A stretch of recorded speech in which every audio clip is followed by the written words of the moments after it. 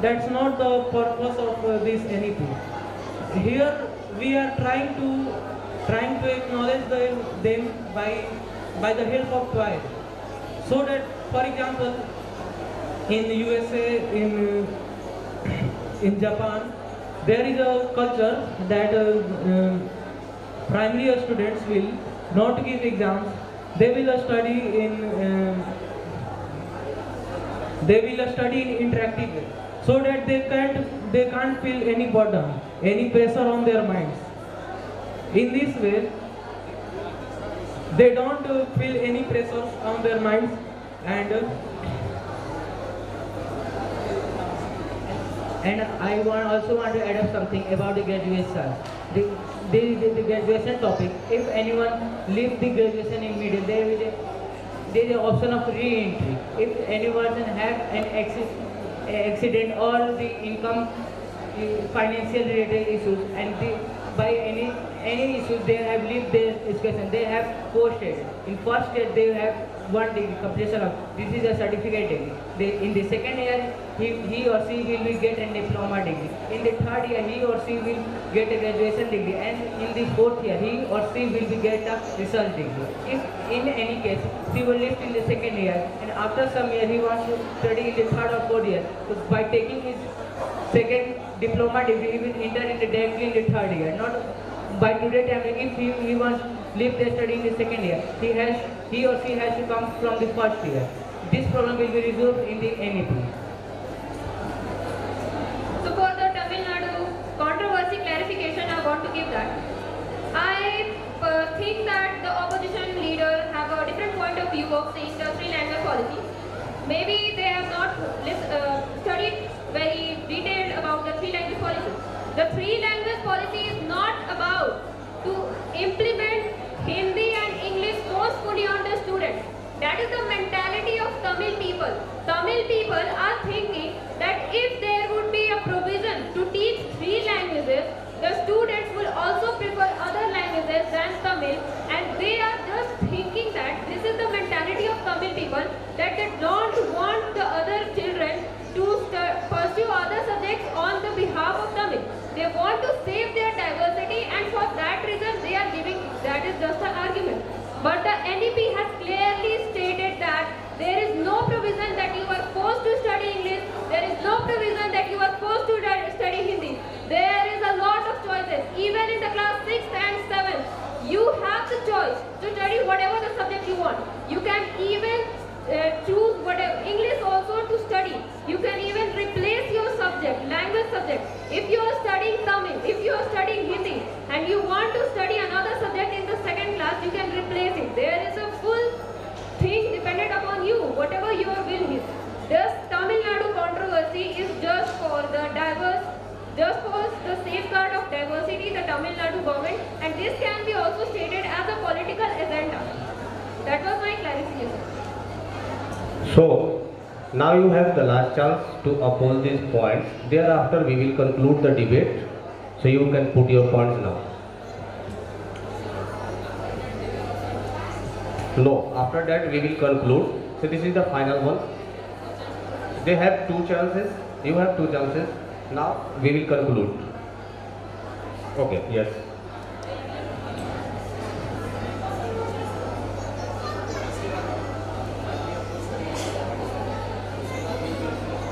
First they said that visualization is important, and then he is saying that not everything is about visualization.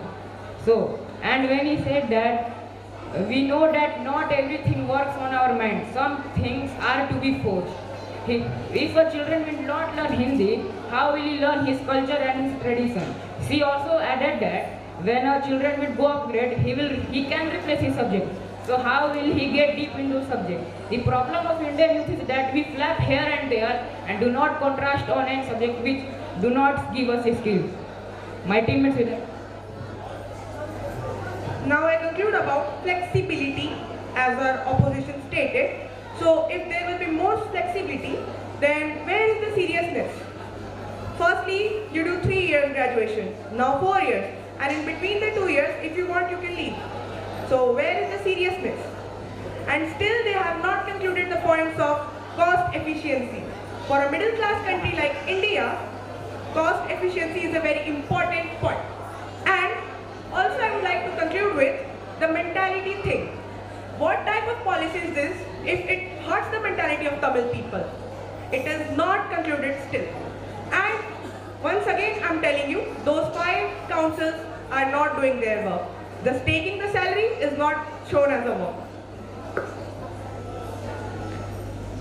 As she said of not pressurizing to study the 3 language formula, the government school might teach the regional languages, whereas the private and open school focuses on English. This can create a difference in the both of students. If the work and implementation is going on, then can anyone tell me about the inclusion of NEP in the last speech of any cabinet minister? Thank you. Hello. As they said that they are comparing India with Japan. Japan is very higher in technology. So before advancing our education policies, we need to advance our technology. Then after we can see on any policies. Thank you.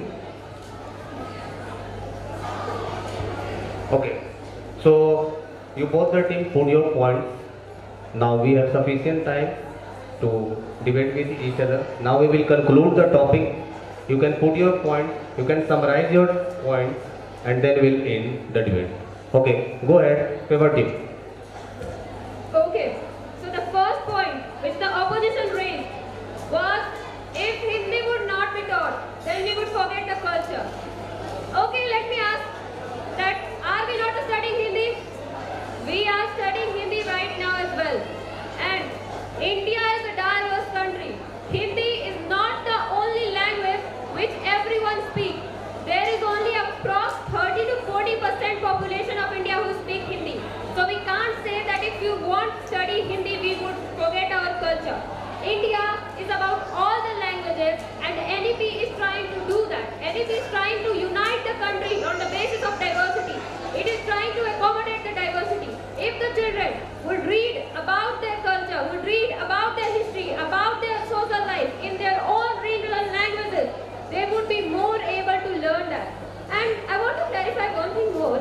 Here is that Hindi is not only specific here. There are other languages. And if we would study Hindi first, and then we would try to our languages, regional languages like Tamil people. Tamil people have the right to study in Tamil. Marathi people have the right to study in Marathi. And this is a very good point here. Another point is that the cost efficiency. The cost efficiency that the people who are not that well income would be not advantaged by the topic. So the NEP has planned to form gender inclusive fund, and just don't go on the term gender. It doesn't mean that gender is discrimination, right? Gender inclusive fund means that implementing a fund to support the female and transgender people. Here is a very notable point because in our India there is a very dark truth that transgenders are not respected. So by this fund, female and transgenders would be supported. And also another thing is that special education zones would be set up to help the underrepresented groups. Now at the last, the point who will speak, think about that. You have to cut the point of her, and then after we will conclude the debate. Okay? So who will speak? Okay. So as the opposition states about mentality and diverseness, so if there is diversity, why are we not thinking about those people? We have to connect India. We have to keep India together. So there they are picked. And another thing I'm telling you, if there are special centers for education and those co-curricular activities, one more dark truth is there in India. They have no scope. Literally no scope. And still they haven't concluded the points of cost efficiency.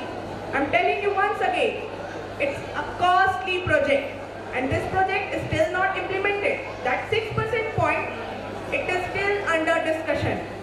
Nothing has been implemented till now. And I'm telling you once again, the centralization point. So everything is being centralized. And as a country, India should not be centralized at one place. I only took Hindi as a one language example. I do not say that only Hindi is required. So about concluding, we know that 5 councils from 2020 are working on this NEP. We should apply this 5 council anywhere to the India's major problems such as population control, corruption control and etc. Together we will create a better and best India. Thank you. Okay, at the last, we are having a lot of time. So I want that guys, as you all are speaking well about this topic, and as it seems about that you have done a lots of practice on this topic. So I want that all of you now, you can put your point anytime. Now from the opposition, who want to speak? You. Okay. I want to clarify the point of expenditure. As in the bill of NEP 2020, it is clearly stated that the cost reduction of will be fixed. It means if any private school have 5 lakhs, 6 lakhs yearly fees, they will be fixed for the middle classes. And as my friend said in the previous topic about the skill development of the old teachers or the implementation, the implementation will take some time because India is a diverse country. But it will be starting in the recent years. In this session, the 11th 12 will be implemented, and the next year for the registration of class 9 will be implemented in the registration of class 9 as the NEP 2020 in many schools of India.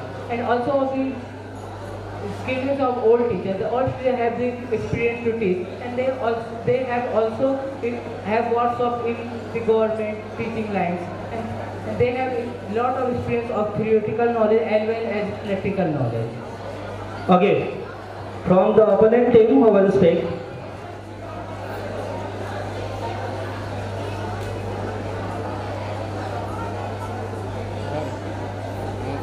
I want to note down a point that NEP is broad categorization on socio-economically disadvantaged group.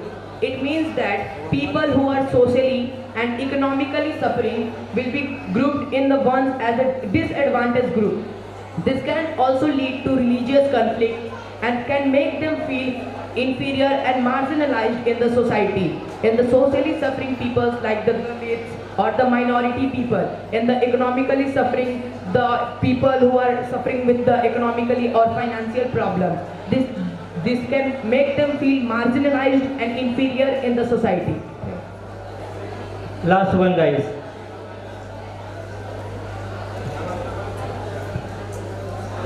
Okay, so they put the point forward about the socio-economical class that if the students would be demarcated as socio-economical, this would lead to conflict. So there are demarcations right now we have SC, ST, we have OBC, we have general. Why there is no conflict? Socio-economical division is not to promote, and how there is the point to have religious conflict. There is no thing to work with religion with the education. Religion is never harmed in the national education policy. The social economical division, it is not the division. It is about to give students equal opportunity as according to their needs. NEP provides the facility to those who are disabled as well. And it is not about to create a different class, a different division that okay, you are divided from the society. No. This is about that if a children is unable, then to provide it equal education. This is all to promote equal education. And for the implementation, this is not about the policy, right? Policy is good at its place. There are some of the problems with the government. And the policy has arrived in 2020. And since 2022, there have been numerous of meetings which have been done. Thank you everyone. Thanks a lot. तो यहाँ पे thank you everyone, thank you. बहुत सारे guardian यहाँ पे ऐसे बैठे हुए हैं और उन्हीं के साथ जो सभी गार्जियंस अंग्रेजी को भी जानते हैं, उन लोगों ने सुना ही होगा कि बच्चों ने काफ़ी अच्छे तरीके से एनईपी के बारे में बताया और ये लगता है कि बच्चों ने काफ़ी ज़्यादा होमवर्क किया है पहले एनईपी। तो सबसे पहले जो यहाँ के इंग्लिश के टीचर हैं जो बच्चों को शिक्षा दे रहे हैं स्पोकन इंग्लिश के लिए, क्योंकि हम जैसा जानते हैं हम सभी वैसे समाज में रह रहे हैं जहाँ पे अंग्रेजी का भी योगदान बहुत ज़्यादा बढ़ चुका है। तो मैं चाहता हूँ कि एक बार आप सभी इन प्यारे बच्चों के लिए जिन्होंने बहुत ही अच्छा बोला, एक बार आप लोग जोरदार। जहाँ तक कि हम सभी जानते हैं माइक के पास आकर बोलना ही बहुत बड़ी बात होती है, और ये वो बच्चे हैं जो माइक पकड़ रहे हैं और धारा प्रवाह अंग्रेजी बोल रहे हैं, और ये वातावरण को बताता है कि यहाँ पे बच्चे अच्छे तरीके से स्किल को सीख रहे हैं। प्यारे बच्चों, जैसा कि हम सभी जानते हैं the journey which you have started and after debating a lots of team you have come here, it's a great achievement. God bless you all, and as you all are speaking really well, and I hope that you will be a very good orator in your future. Thank you everyone. We will wait for result. Guardians ने भी सुना होगा, बच्चों ने बहुत अच्छा बोला। आप भी अनुमान लगाते रहे कि कौन सा टीम विजेता होगा यहाँ पे। हालांकि मैंने यहाँ पे रिजल्ट दे दिया है। रिजल्ट आपको थोड़ी देर के बाद हमारे एंकर्स और रिस्पेक्टेड विकास सर सुनाएंगे। Thank you everyone, have a nice day. Winner of chess competition. So Sejal Kumari is the winner of chess competition and Kaushiki is the runner. And in the second competition, Raj Sekhar, class 12, is the winner and Utkarsh is the runner. And now it's time to announce the participants and winners. So, after this ceremony, I would like to request our center head Diganta sir to please come on the stage to felicitate Sanjeev sir from Saraswati Sisu Mandir.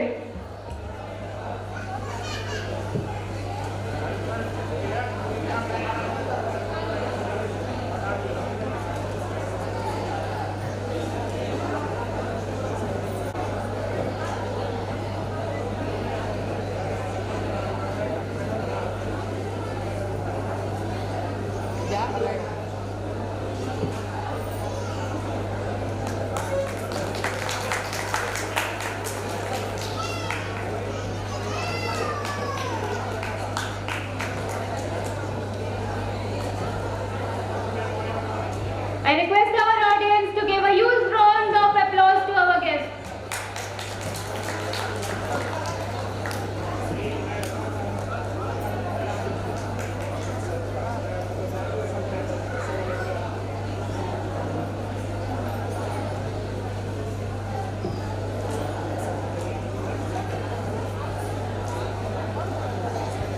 Now I request Vikas sir from Lotus Coaching to please come on the stage.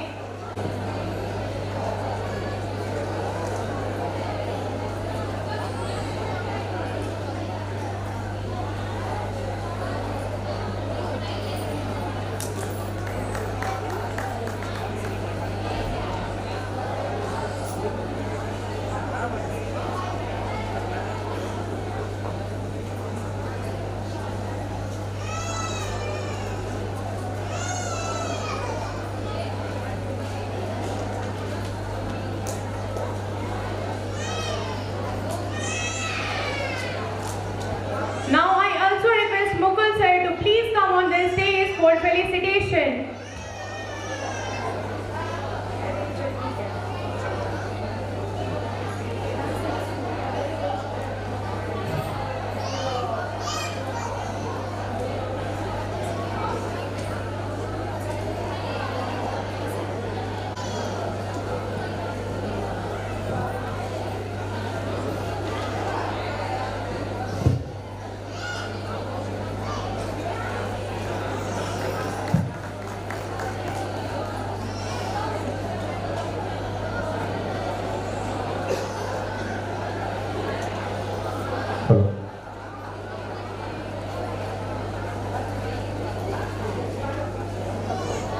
Have a huge round of applause for our guests. Sir, आप लोगों के बीच अपनी कुछ बात रखना चाहते हैं? आज के इस कार्यक्रम में उपस्थित हमारे सारे महानुभाव महोदय, सारे गार्जियन, इस संस्था के डायरेक्टर, उपस्थित सारे बच्चे, मैं आचार्य क्लासेस के बारे में बहुत कुछ तो नहीं। सर जब पहली बार आए हमसे मेरी मुलाकात हुई, चूँकि मैं शिक्षा और चिकित्सा दोनों जगह से जुड़ा हुआ हूँ। सर मेरे बहुत करीबी थे, बाद में पता चला सर आए। तो सबसे बड़ी बात है कि हम सर के कोचिंग में मेरे पास आए, उसके पहले हम जा चुके थे 2-3 बार, और इनके जो कोचिंग का जो चल रहा था क्लासेज, सर को पता नहीं था। मैं अपने भतीजा को भी वहाँ एडमिशन पहले से करा चुका था। मैं ज़्यादा तो नहीं, जो मैं रियल में जो जाकर मैं फिजिकली जो अनुभव किया इनके कोचिंग के बारे में, जो क्लास के बारे में जाकर जो मैं फिजिकली अनुभव किया, जो मैं देखा, उसको मैं बस 2-3 लाइन में शेयर करना चाहता हूँ। मैं एक चीज़ देखा, जो मेरा भतीजा वहाँ से पढ़कर घर पर आता था, ये लोग का जो पढ़ाने का जो तरीका था, जो अप्लाइड जो हम लोग कहते हैं, एक होता है बुक व्यू और एक जो प्रैक्टिकल। साइंस हो चाहे सोशल साइंस, कोई भी विषय हो, 2 तरह का नॉलेज होता है। एक तो होता है बुक व्यू और एक जो होता है फील्ड व्यू, एप्लीकेशन जिसका हम लोग कहते हैं। इस कोचिंग का सबसे बड़ा हम चीज़ देखें, जो भी टीचर जो साइंस के टीचर हैं या आर्ट्स के टीचर जो हैं, जो पढ़ाते हैं लोग, वो ऐसा नहीं कि एक एग्जाम्पल मान के दे दिया गया कि बॉल ग्रेविटेशनल फोर्स पढ़ाया जा रहा है तो बॉल ऊपर फेंका गया तो नीचे गिरा। किसी लड़का को ये एग्जाम्पल दिया जाता है, अगला को कोई दूसरा एग्जाम्पल, या सोशल साइंस ही पढ़ाया जाता है तो इन लोग का एग्जाम्पल एक कहीं कहीं कोचिंग में आप देखते हैं कि same example, same word, same sentence बच्चों को बताया जाता है। जो कि मैं यहाँ पर थोड़ा ये भिन्न देखा कि बच्चों में जो एग्जाम्पल दिया जाता है वो एकदम प्रैक्टिकल, जिसको कि बच्चा एप्लीकेशन के रूप में घर में देख सके। मैं उससे एक मेरे और भैया भी आ गए हैं, पाटिल भैया, इनको भी मैं बताया, हमसे पूछे कि एडमिशन कराना है, अभी जस्ट आए हैं। सर भैया भी हमसे पूछे कि कहाँ जाना चाहिए, मैंने निसंकोच, मेरे रिलेटिव हैं, मैं उनको बताया। तो इस कोचिंग के बारे में डिफरेंट फ्रॉम अदर ये है कि प्रैक्टिकली वो लोग थोड़ा सा अप्लाइड चीज़ बताता है। दूसरी बात है कि डिसिप्लिन पर भी लोग जोर देता है। गार्जियन के कांटेक्ट में रहना, जो एक बहुत इंपॉर्टेंट बात हम देखें, जो कि एजुकेशन के लिए बहुत ही इंपॉर्टेंट होता है। Coordination and communication to student as well as guardian, कि बच्चों का क्या डेवलपमेंट है, क्योंकि हम जानते हैं कि कुछ ऐसा पार्ट है जो पार्ट गार्जियन का होता है। उस पार्ट पर गार्जियन अगर काम नहीं करेंगे, गार्जियन उस पर लेबर नहीं करेंगे, तो क्या होता है कि उसमें बच्चे पिछड़ जाते हैं। टीचर कितना भी मेहनत करेंगे, लेकिन कुछ पार्ट ऐसे होते हैं जिस पर गार्जियन को उस पर मेहनत करना पड़ता है, एक तरह से गार्जियन को पढ़ना पड़ता है, हम लोग जानते हैं। तो उस लेवल पर बहुत बार ऐसा होता है जिस पर इन लोग का आता है कि आपका बच्चा यहाँ पर थोड़ा ध्यान देने की ज़रूरत है। इस तरह का मेरे पास मैसेज आया। तो जो मैं महसूस किया इस रूप में, एक कोऑर्डिनेशन बनाना, कोऑर्डिनेशन के बाद कम्युनिकेशन बनाना बच्चों के साथ साथ उनके गार्जियन से, ये बहुत अच्छा बात है। कि इसके बाद देखें कि मैंने एक बार बोला इनसे, सर से बोला कि सर कुछ अच्छे टीचर हैं, जैसा कि हरा शहर में एक दक्ष कैरियर स्कूल है, उनके डायरेक्टर जो है मेरे बहुत क्लोज मित्र हैं, जो कि नेत्रहाट से वहाँ से भी कह रहे हैं, IIT फिरजी के रहे हैं। सर को मैंने बताया, सर थोड़ा भी इसमें हिचक नहीं किए कि मैं दूसरे संस्थान के शिक्षक से, डायरेक्टर से मैं क्यों संपर्क करूँ। सर की ये महानता ये बतलाता है कि इस चीज़ को ये करते हुए कि नहीं, एक शिक्षक, एक व्यक्ति, एक गार्जियन बताया है कि शिक्षक जगत में इस व्यक्ति से आपको मिलना चाहिए। सर बेहिचक उनसे बात किए, उनसे मिले और उनको क्या एक्सपीरियंस गेन किए, इसके लिए सर आपको धन्यवाद। तो मैं ओवरऑल ये बताने से पहले कि सर आचार्य क्लासेज का मेरे नज़र में फ्यूचर जो है, भविष्य जो है, अगर आप अनवरत जो आपका सिद्धांत है, जो आपका ड्रीम है, जो आपका कार्यशैली है, अनवरत अगर आप उस पर चलते रहेंगे तो मैं एक शिक्षक के रूप में मैं उम्मीद करता हूं कि आप इस आरा की धरती पर आप अपनी उपस्थिति को सकारात्मक रूप में दर्ज करेंगे और उस उपस्थिति से हम शाहबाद के बच्चे बहुत लाभान्वित होंगे। और पूरे हम मानते हैं कि हम आज ये ग्लोबल वर्ल्ड में हम केवल भारत नहीं करेंगे, इंटरनेशनल अंतर्राष्ट्रीय जगत के मानचित्र पर आपकी उपस्थिति होगी। इन्हीं शुभकामनाओं के साथ आप हमेशा आगे बढ़ें, इसके लिए आपको शुभकामना, मंगल कामना। धन्यवाद। Thank you sir. Moving ahead. So Anjali, are you interested in GK and Fit? Yes, of course. So can I ask you a question? Yes, you can. Say. Oh, it's so simple. It's 38. So now it's time to announce the winners of quiz competition. So very hearty congratulations to all our winners and participants. I would like to request Ayar sir from Chhapra Center for come on the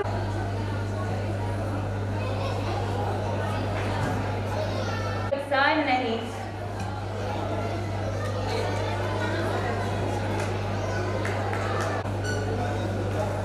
Now give a huge round of applause to our winners.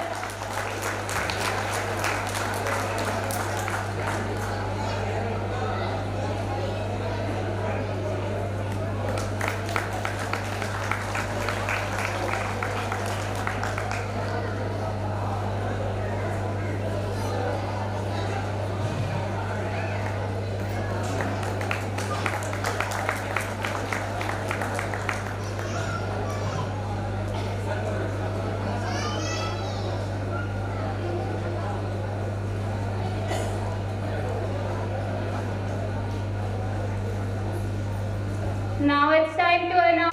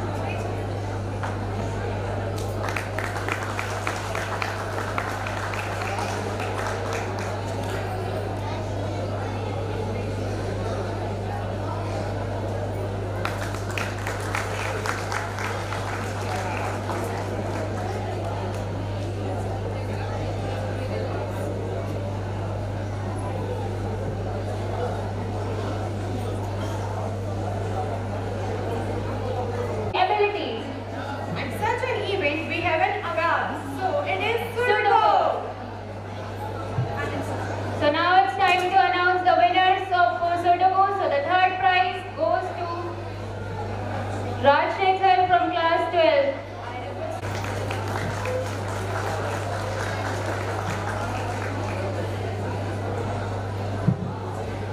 Now the second.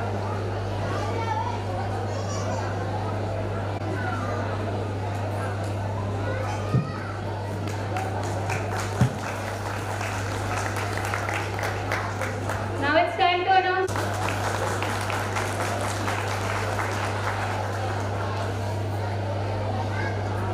Hitler? कौन Hitler? तुम Hitler को नहीं जानती? नहीं, मैंने तो उनका नाम आज पहली बार सुना है। तो चलो आज तुम्हें उनके बारे में एक पोएम के थ्रू बताते हैं। So I would like to call Tejaswi for a poem addressed to Hitler.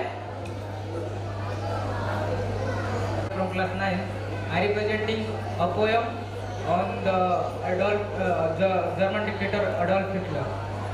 Here we go.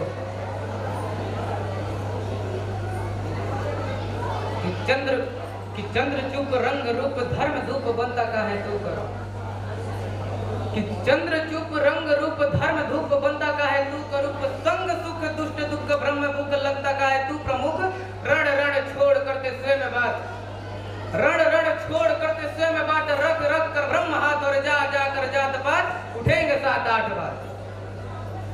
जा जा कर जात पात फेंक 7-8 बात, जैसे तलवार का वार रखूं स्वरूप अपना विकार, अपने ही पक्ष में आता हो दूसरों को रुलाता हूँ, कि अपने ही पक्ष में आता हूँ दूसरों को रुलाता हूँ, कभी नदी पार तो कभी नदी से हार जाता हूँ, अपनों से मिलता प्यार है हूँ मैं यहाँ इसका भी प्रमाण है, कि अपनों से मिलता प्यार है हूँ मैं यहाँ इसका भी प्रमाण है, और समुद्र को तुम आने दो नदियों को तुम मोड़ दो, ताकतवर को रखो अपने पास कमजोरों को तोड़ दो, और सहनशील को रखो न आस पास तो बटने लगे मारो श्वास, कि सहनशील को रखो न आस पास तो बटने लगे मारो श्वास, और तीव्र गति से भागता है कुछ अति खास बन जाता है, अरे रोको ना उन्हें बढ़ने से मुसीबत बनेंगे गढ़ने से, और मुझ जैसे स्वरूपी को भी टक्कर देने लगेंगे लड़ने से। चाहता कब्जा ब्रह्मांड पर, कि चाहता कब्जा ब्रह्मांड पर ये सच है या छलवाई है, कि चाहता कब्जा ब्रह्मांड पर ये सच है या छलवाई है, देखो अब तो नदी भी समंदर को वापस लाई है, बनना चाहता लोग प्रीत गा गा कर कुछ विश्व गीत, कि बनना चाहता लोग प्रीत गा गा कर कुछ विश्व गीत, लगता विशुद्ध लगता बनना चाह गा कर कुछ विश्व गीत, लगता विश्व में सबसे ताकतवर थोड़े। हमारे यहाँ उगते सूरज के साथ साथ ढलते सूरज को भी अर्घ्य देते हैं। अच्छा, तो तुम छठ पूजा की बात कर रहे हो? हाँ, पर तुम एक जगह गलत हो गए। छठ पूजा अब सिर्फ बिहार में ही नहीं विश्व प्रसिद्ध बन चुका है। अरे सही कह रहे हो, और छठ पूजा सिर्फ एक त्योहार ही नहीं, हमारे इमोशन से जुड़े हुए हैं। वो छठ घाट बहंगी लेके जाना, वो गाना है ना, बहंगी लचकत जाए। हाँ, वो मिट्टी के चूल्हे, वो खीर, ठेकुआ बनाना, आहा क्या बात है उन सब में। तो चलिए आप सभी को छठ की हार्दिक शुभकामनाएं देते हुए एक गीत के माध्यम से यादों को ताजा करते हैं। So let me invite Anjali and Dhruv for a soulful traditional Chhath गीत।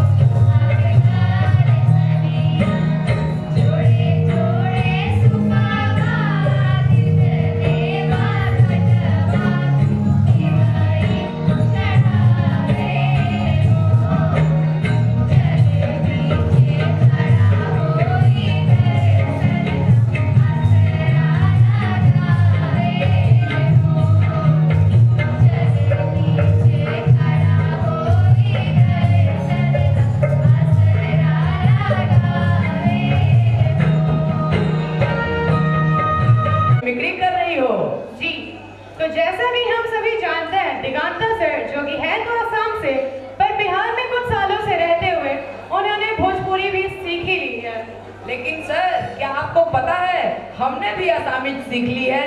So let me welcome Diganta sir for welcome speech in Assamese. Etia moi Diganta sarok mancholoi amantran jonaiso. ठीक बानो सर। पेरेंट्स और हम लोग के पास जितने भी हम लोग के गेस्ट हैं, आचार्य क्लासेस के डायरेक्टर सर सौरभ सर है, फाउंडर देव सर, तो सभी को मैं वेलकम करता हूँ इस आगाज़, दूसरा साल हम लोग सेलिब्रेट कर रहे हैं आगाज़। और जैसा कि मैं हर टाइम मुझे ये बोलने का मन करता है कि आगाज़ जो है वो बच्चों के द्वारा किया गया एक प्रोग्राम है और बच्चों के लिए this is a platform that we have created to find out the hidden talents of children. So it's like it's a unique platform because children from various schools, they come together in a single room and they're performing they are taking part in various events. So on behalf of Acharya family, I welcome everyone, all the parents, all the dignitaries of the day. On behalf of the Acharya Group of Institute, I welcome you all. Thank you everyone. I request Director Kumar Saurabh sir to please come on the stage.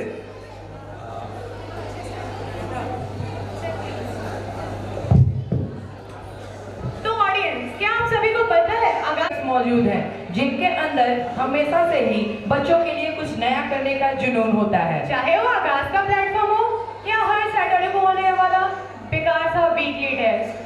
तो वैसे आप सभी को पता ही है उनकी hobby क्या है। जैसा कि हमें दिगांता सर बताते हैं, उनकी हॉबी है काम करना। पर किसकी हॉबी होगी काम करना? So let us welcome one of the best physics faculty in India and director of Acharya classes, who is Kumar Saurabh sir. Thank you.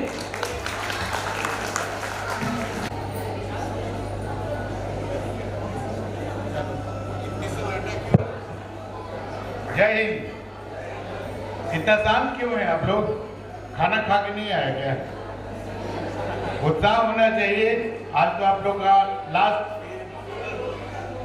Day से इवेंट चल रहा है, 1 वीक। नेचुरली थके हुए होंगे लोग, लेकिन आज चूंकि लास्ट है तो फास्ट होना चाहिए।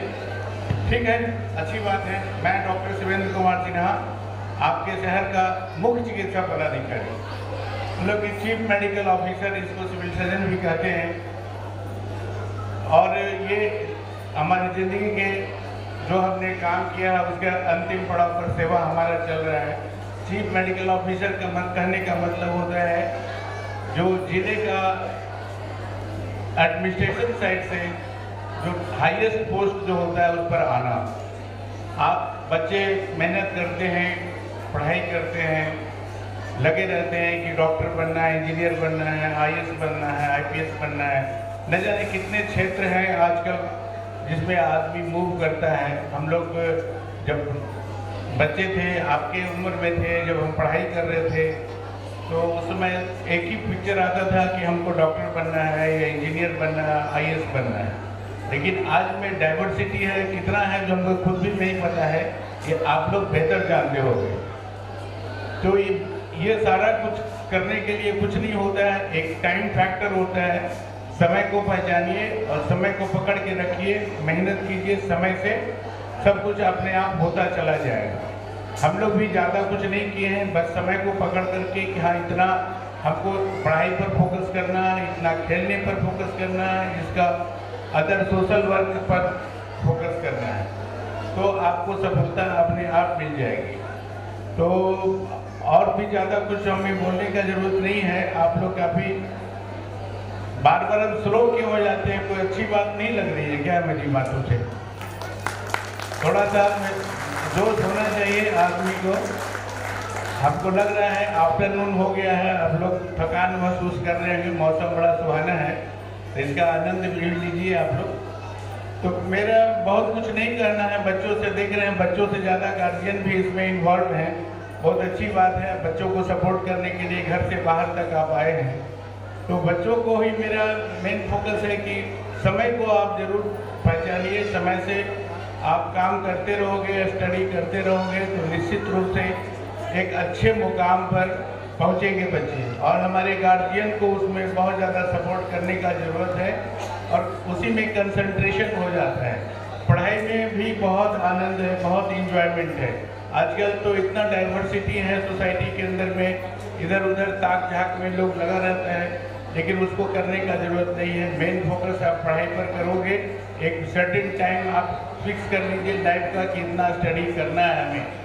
नॉट ओनली कि 8th में, 9th में, 10th में, 11th 12th में, ज़िंदगी के हर एक पहलू में उतना पढ़ाई। हम लोग आज भी समय निकालकर घंटा 2 घंटा कुछ न कुछ स्टडी कर लेते हैं और उससे हमको, क्योंकि आप आगे बढ़ेंगे तो काम भी बढ़ता चला जाएगा।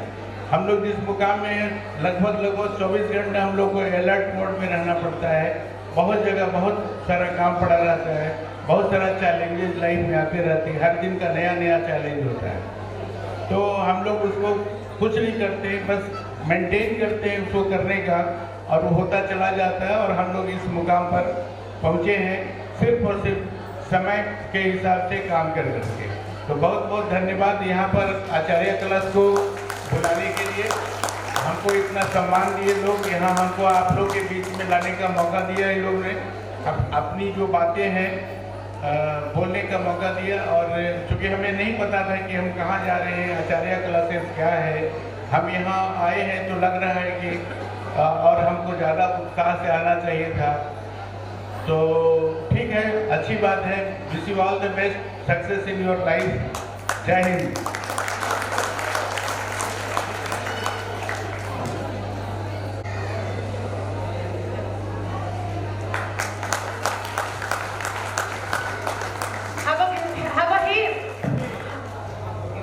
Have a huge round of applause for our esteemed chief guest, Dr. Sivendra Kumar Sinha sir.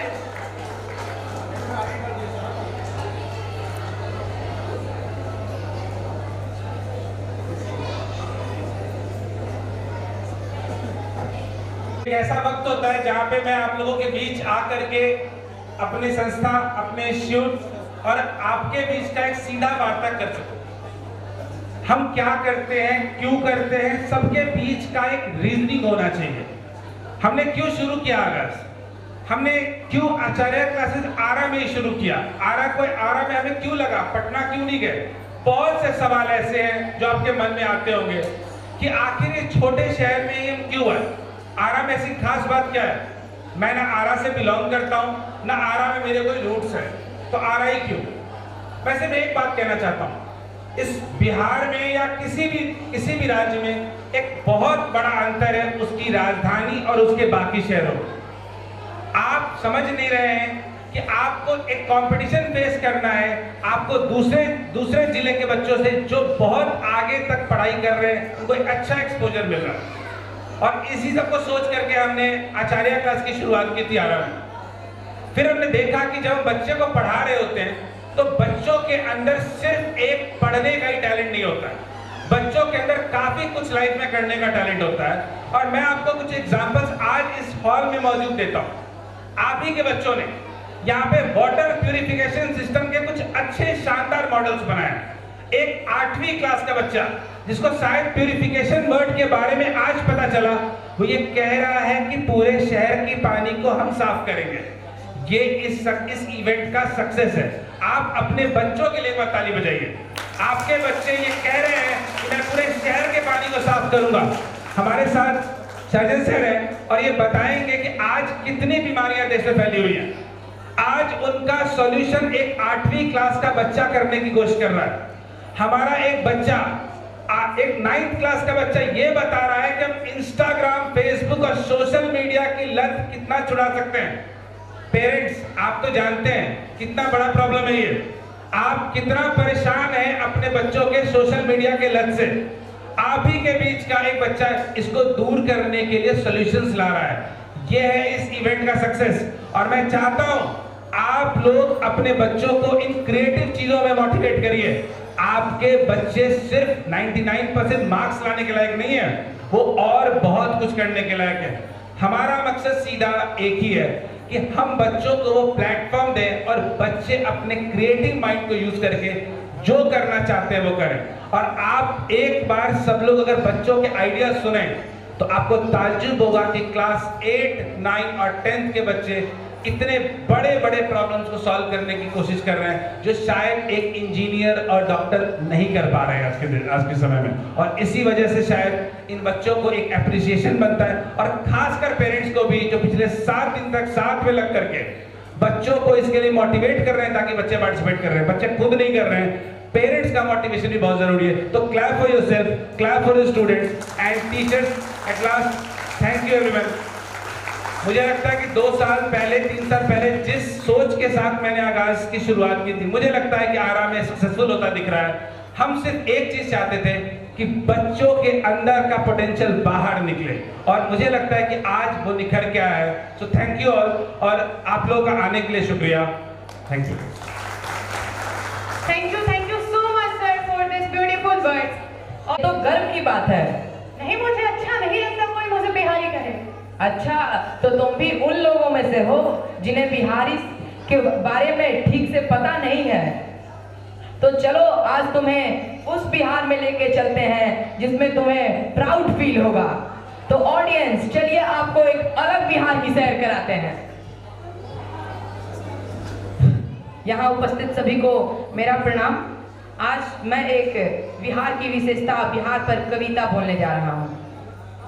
ये बिहार धर्म ज्ञान विद्वता का शौर्य का, ये बिहार है अशोक चंद्र गुप्त मौर्य का। ये बिहार धर्म ज्ञान विद्वता का शौर्य का, ये बिहार है अशोक चंद्र गुप्त मौर्य का। ये बिहार 10वें गुरु गोविंद सिंह वीर का, ये बिहार 10वें गुरु गोविंद सिंह वीर का। ये बिहार बुद्ध का भगवान महावीर का। ये समुद्र गुप्त आर्यभट्ट की वसुंधरा, ये समुद्र गुप्त आर्यभट्ट की वसुंधरा। दिन कोरोना गर्जुन के ज्ञान से हरा भरा। आप भी हमारे संग अपने मुख को खोलिए, आप भी हमारे संग अपने मुख को खोलिए। जय बिहार, जय बिहार, जय बिहार बोलिए। What a wonderful poem. अब मैं भी गर्व से बोलूंगी कि मैं एक बिहारी हूँ।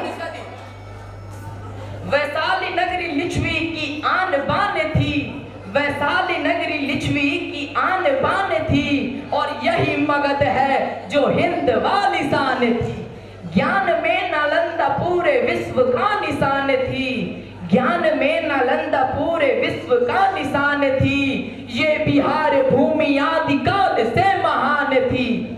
ये अशोक लाट के निशान का बिहार है, ये अशोक लाट के निशान का बिहार है। विद्यापति ने पाली जी किसान का बिहार है। पंडित चाणक्य वाले ज्ञान का बिहार है, पंडित चाणक्य वाले ज्ञान का बिहार है। धर्म कर्म छठ पूजा मान का बिहार है। सभ्यता के वास्ते बिहार को टटोलिए, सभ्यता के वास्ते बिहार को टटोलिए। जय बिहार, जय बिहार, जय बिहार बोलिए। चंपारण नील खेती क्रांति की मसाल थी, चंपारण नील खेती क्रांति की मसाल थी। बाबू राजेंद्र जी की आभा बेमिसाल थी। बूढ़े जय प्रकाश पर वसुंधरा निहाल है, बूढ़े जय प्रकाश पर वसुंधरा निहाल है। पिंडदान के लिए गया का तट विशाल है। कर्मनाशा कोसी और गंडकी के तीर है, कर्मनाशा कोसी और गंडकी के तीर है। स्वर है शारदा के वीरता में कुंवर वीर है।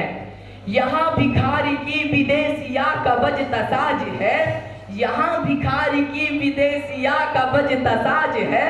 दशरथ मांझी सजानंद रेणु जी पे नाज है। वर्तमान में अतीत के रतन पिरोलिए, वर्तमान में अतीत के रतन पिरोलिए। जय बिहार, जय बिहार, जय बिहार बोलिए। ये बिहार जिस पे माता जानकी निहाल है, ये बिहार जिस पे माता जानकी निहाल है। पाटलिपुत्र साम्राज्य गर्व की मिसाल है। अन्य खेतों में भरा है गंगा का कमाल है, अन्य खेतों में भरा है गंगा का कमाल है, पिंडदान के लिए गया का तट विशाल है, दही चूड़ा लिट्टी चोखा खान पान है यहाँ, लिट्टी चोखा दही चूड़ा खान पान है यहाँ, भोजपुरी मैथिली की आन बान है यहाँ, इसके स्वाभिमान को तराजू पर न तौलिए, इसके स्वाभिमान को तराजू पर न तौलिए, जय बिहार जय बिहार जय बिहार बोलिए। धन्यवाद।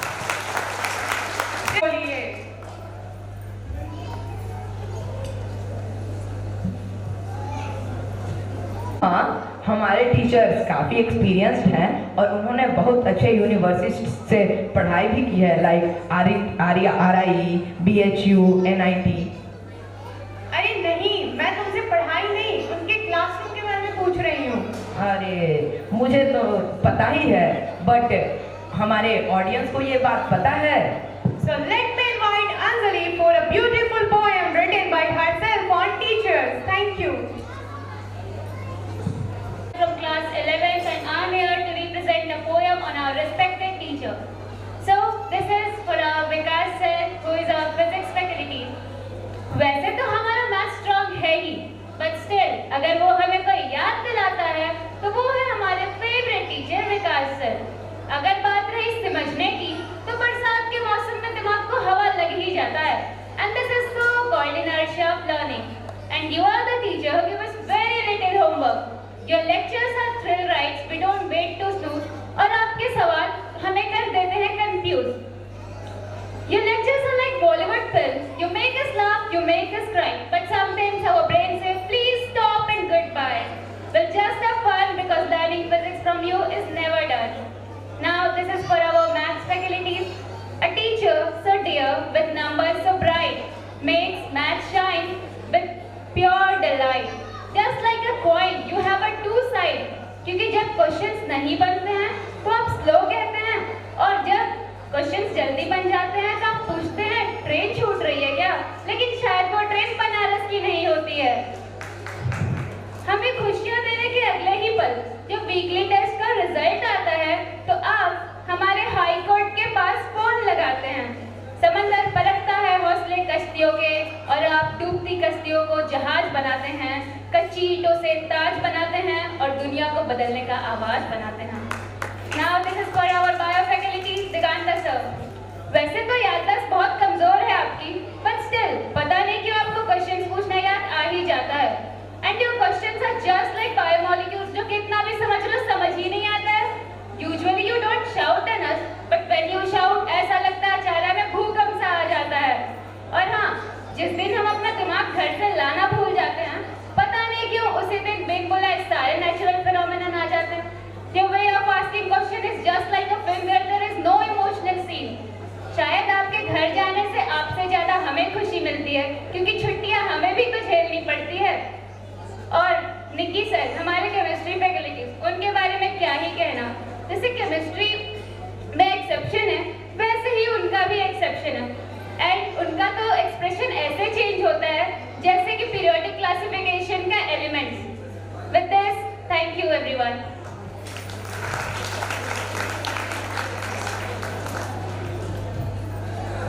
अपनी कद्रदानी को इस तरह ना छुपाइए, अपनी कद्रदानी को इस तरह ना छुपाइए। अगर प्रस्तुति पसंद आई तालियां तो बजाइए। Student of class 8 and host of this beautiful event. Do you know their talent? So please welcome instant speaker to showcase their talent.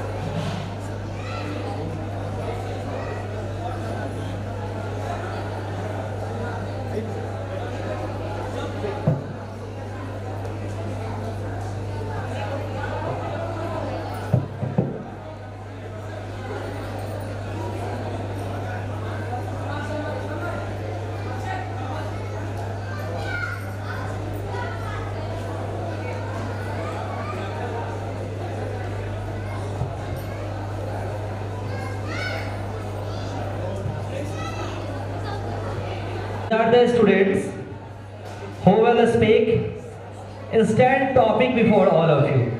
Now we are going to see how they all are speaking on the topic of some simple questions which will be arise by me, and I hope that they will. लगता है कि इस event में वो winner होगा, किसको